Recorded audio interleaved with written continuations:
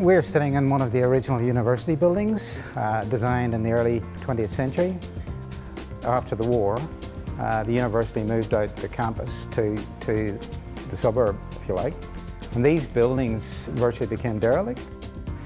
In the last few years, there's been a push to bring the university back into the city.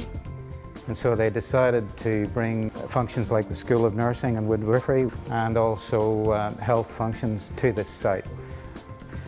There are 3 or 4 major challenges. One was this is a heritage building, so we had to respect that heritage and try and fit the new functions into a heritage building.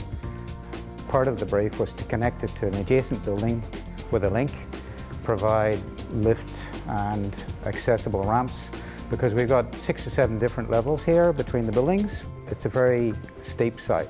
And also how to fit the new design into the existing buildings and to set the scene for the development of the rest of the site.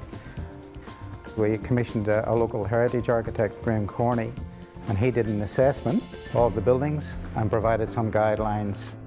We used those guidelines and came up with 3 or 4 major design approaches.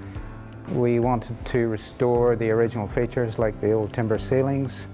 The spaces themselves, we wanted to leave them as they were and enhance the existing features. So that was one of the major design factors. So when you look at what's been kept, we've got the old lecture theatre with the graffiti on the tables, we've got the grand staircase and the main entrance opened up. Second World War graffiti under the stairs.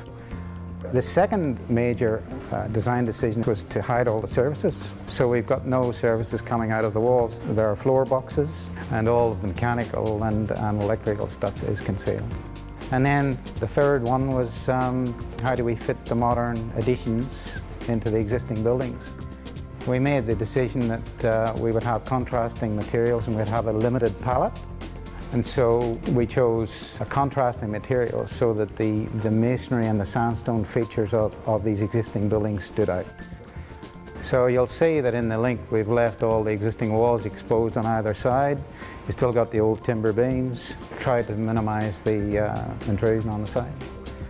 The windows have been fairly simple to make up until the last 20 years. Now they're becoming high-tech.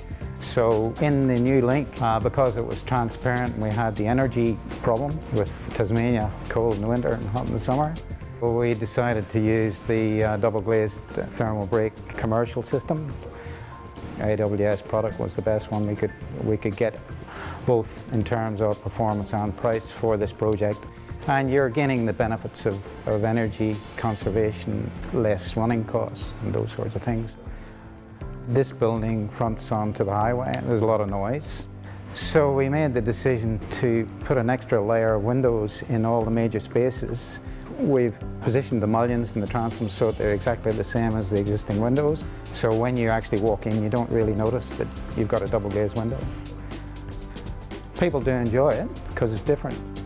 They've got an old style space, but they've got all the modern communications facilities. So this room is linked up to Launceston, to the mainland, etc., etc. But they're sitting in these rooms which got a sense of history.